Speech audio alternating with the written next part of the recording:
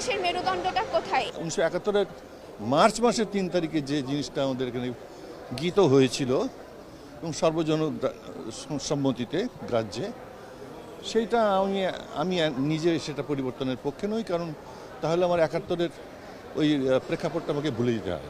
আমাদের এই গান আমাদের প্রাণের গান, আমাদের গ্রাম বাংলার গান। আমরা চাই আমাদের এই গান কেউ রুদ্ধ করে না দিক।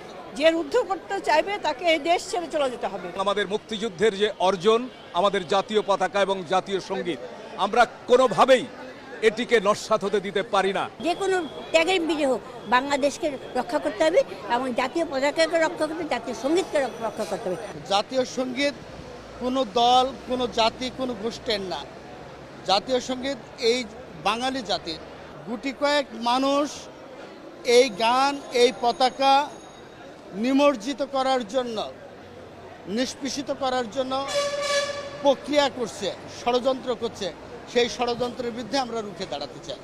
আমাদের মুক্তিযুদ্ধের যে চেতনা ছিল, ধর্মনিরপেক্ষতা, গণতন্ত্র, সমাজতন্ত্র, বাঙালি জাতীয়তাবাদ, সেখান থেকে আমরা ডেভিয়েটেড হয়েছি।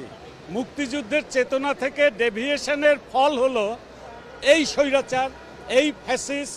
আমরা একটা জায়গায় এক হতে চাই, অনেক দ্বিধাদ্বন্দ্ব থাকতে পারে, কিন্তু 71-এর প্রশ্নে আমরা আপোষহীন থাকতে চাই। বাংলাদেশের জাতীয় সঙ্গীত আমার সোনার বাংলা, আমি তোমায় ভালোবাসি। আমাদের অর্জন বাংলাদেশের জাতীয় পতাকা।